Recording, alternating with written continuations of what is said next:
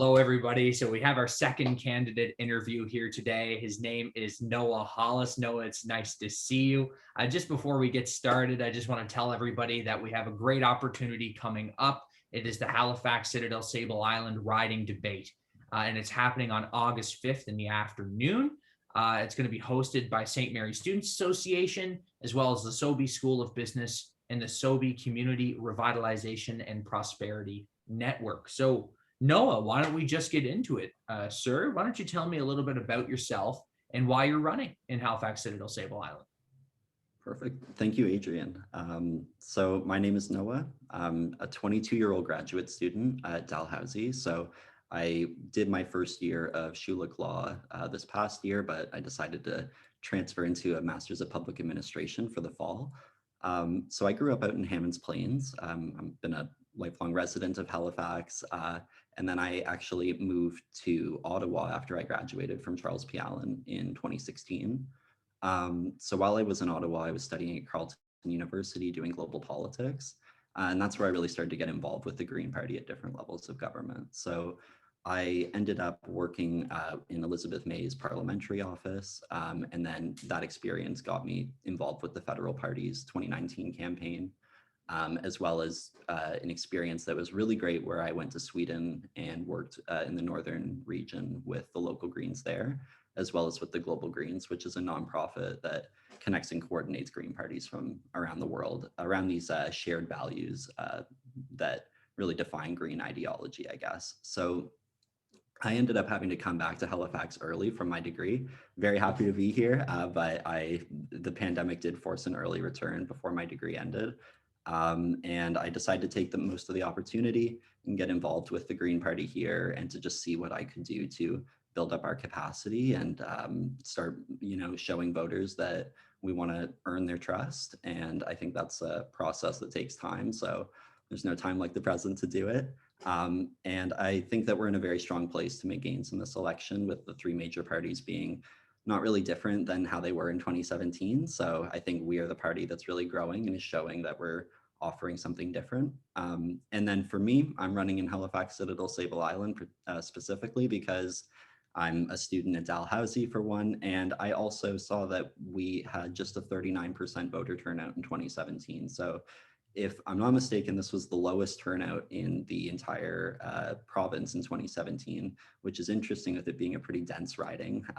But I think it really shows that, something really sad about the state of affairs in our democracy, that I could win this election without a single voter from 2017. And that's not good. So I'm running, I think, to really speak to these folks who feel unheard in our political system and people who just don't feel represented at all within the Nova Scotia political scene at the moment. Oh, absolutely, sir. Yeah, definitely understand. So the second question that we have for you today is, what is the most important, if you had to pick one issue, because we know that, the election is about a bunch of issues, but for you personally, if there was one issue in this election that you'd like to bring attention to, what's the most important one to you? The most important issue to me would be the housing crisis. I think that it intersects with so many other issues that we could speak about in great length. Active communities, the health care within community health systems and how they relate to the environments around them. How housing is, I guess, designed is completely related to how the entire city is being designed. I think we're seeing a lot of housing being kind of pushed out into the suburbs, and Halifax is sprawling outwards. A lot of the peninsula is becoming quite expensive and gentrified. We're losing public space. And I think it really speaks to this lack of kind of cohesive plan for anywhere beyond the next 5 years. It seems like there's no real understanding of what Nova Scotia is going to look like as in the decades to come. And I think a lot of this is not just on the peninsula. That's great for us in our riding, but housing affordability is a problem in rural areas, in urban areas. We see bidding wars all the time, and our homeless population continues to grow. So I think for the Green Party to speak out really forcefully about housing affordability, it shows that housing is directly tied to climate justice. And again, the design of making a more sustainable province and place where people want to stay and live here.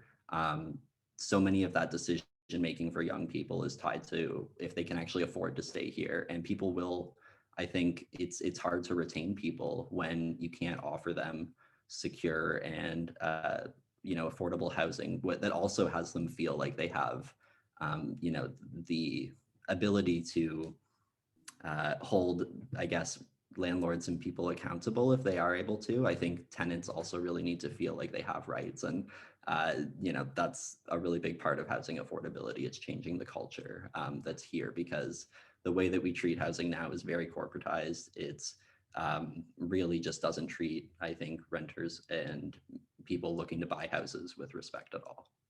Absolutely, sir. Understandable. So this is kind of a similar question, but it may change your answer a little bit. And if you were to win and become the next MLA for Halifax Citadel-Sable Island, what would be the first thing that you and the Green Party would introduce in the legislature to create change? So the first thing that you're going to walk in day one, what's the thing you're going to table at the ledge? The first thing I would speak about in the legislature, if I was elected, would be environmental racism. I think that we've seen, well, first off, maybe I'll say, just for definition, environmental racism is the racial discrimination in the disproportionate location and greater of Indigenous, Black, and other racialized communities. Is sort of greater focus on them to contamination and pollution from industry and other environmentally hazardous activities. So this is something that's been a really big topic within Nova Scotia for several years because of advocates like Ingrid Waldron and Elliot Page, who Dr. Ingrid Waldron wrote There's Something in the Water, and then they both had the documentary come out, which I think brought it more into the mainstream. But people have been advocating against environmental racism for decades. It's Mi'kmaq women, it's Black Nova Scotian women, and other racialized women who are really leading the sort of demands for this. And I think a lot of government can speak to environmental policy, and I think especially the Green Party can get lost in maybe speaking to just a carbon tax or just having the sort of goal of the Paris Agreement kind of thing. But I think what Nova Scotians really understand is that when we talk about environmental change, we need to go into the communities and see how we're changing the day-to-day experiences of people to make it more sustainable. And I think there's no place that's more important to start than with communities that are impacted by environmental racism. So in Shelburne, for example, in Africville. So I think we definitely have seen that the Enrich project taken off through Dalhousie has become a big issue. Well, not a big issue, it's become a great advocate within the riding, being tied to Dalhousie University. And I think it just really shows that students and reflects how young people and students, they recognize that climate justice is directly tied to intergenerational traumas of colonialism. It's not just that, the climate's going and we're polluting too much. It's which communities are facing the brunt of this, and how are actual people's lives being impacted by environmental change. And I think environmental racism would be really important to speak about, because Lenore Zan was a great advocate for it. And since she's not been in the legislature, it hasn't been discussed as much. So I think introducing a bill that really focuses on data aggregation and working more collaboratively with these partners like the Enrich Project and SEED, for example, I think that would be the most important thing that young people would want me to speak about if I was elected to the legislature. Absolutely. No, thank you so much. Now, the next question, and I think it also pertains to yourself and your experiences as a student as well. We've got a lot of students that we represent here at SMU. So we represent over 8,000 students, and we just want to know, if you were to get elected into the Nova Scotia legislature, what would you do to ensure that students' lives in Nova Scotia become easier?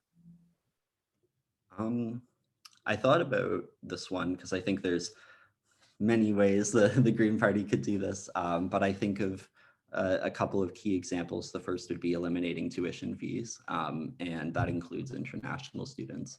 And I think that that's something that students in Nova Scotia would be very, very interested in seeing, given that we have some of the highest tuition fees in the country.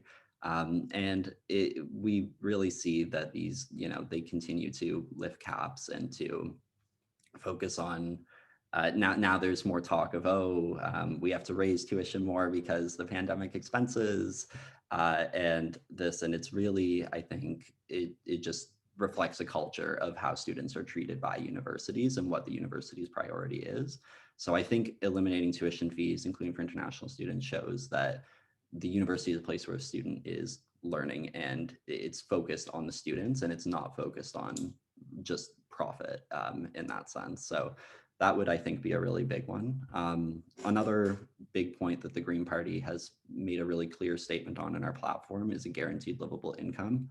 I think that a lot of students saw that CERB and the CESB were both really, really useful to kind of see through the pandemic, but the government's kind of framed it as this is a temporary program, and once things go back to normal, then we won't need it anymore. But I think we understand that we aren't ever really going to go back to normal, and people need a baseline to start with that keeps them out of this ever-growing realm of poverty. I mean, Nova Scotia has a huge poverty crisis, which I think people often overlook in the urban area, especially. It might be something that you don't see as much, but we have a lot of working students who, are very much overlooked because they're just kind of seen as students. But I think having that baseline would mean that they might not have to work 1-2 other jobs on top of doing school. Or they could just, be able to feel more financially secure in some way. I think that would be one other big point. And then the last one that I think for me is a really big thing to speak about personally would be decriminalizing sex work. And I think that that's very important for the Green Party to take a stand on because we have pushed for this for a long time. And it's, I think, can be treated as conflated with sex trafficking, and there's a clear distinction there. I think Nova Scotia has a huge crisis of sex trafficking, and I actually think decriminalizing sex work is the way forward to address that. It allows sex workers who participate in it willingly, who are worker-led, who have clear standards of practice in place, not a legalized government industry, but a decriminalized worker-led industry. I think that would help to make it more culturally and just a safer place for the people involved. And then it would allow us to more clearly address sex trafficking, which is, and human trafficking in general, which is, Nova Scotia and Halifax is the biggest port for it in Canada. And I think young people see this crisis constantly in their friends and people at school and even in high schools and middle schools. So I would say that is something that really would give a lot of dignity to the sex workers who define a lot of what downtown Halifax is doing, especially in communities like NASCAD and stuff like that, and a lot of the nonprofits in the area. But it is also our best way to address the human trafficking crisis, I think, at least in that one respect. And it helps to alleviate some of the gender-based discrimination that we see in this province as well. So those would be my 3 sort of themes for students watching, because I think that students are really smart and don't want to just hear a handout to students sort of thing. I think that they have a lot of variety of issues that they want to see addressed. So I would really encourage them as well just to check out the whole Green Party platform, because it's much longer than it was in 2017. And we've got a lot of really, I think, innovative plans for people. Great, Noah. Now we'll end it on a nice, easy note. So why don't you tell me something, just a fun fact about Noah? What's something cool about yourself you'd like to share with us today? Well, I guess when I was in Ottawa, I got really involved at Carleton and worked in a bunch of different departments on campus and everything. And it was a really great experience. I really liked representing Carleton. And I did a photo shoot one day with the university, and they said we might use this for some recruitment materials. We'll send you an email if it happens.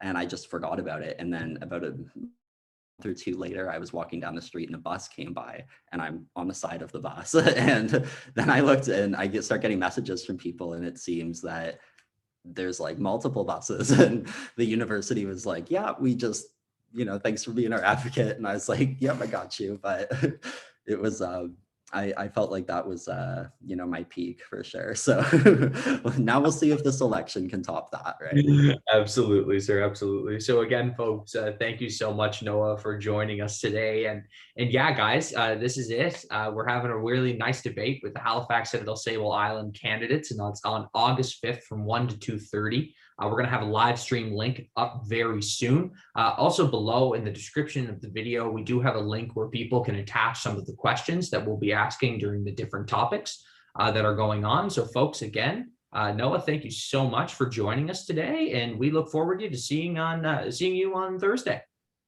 Perfect. Thank you. Thanks very much.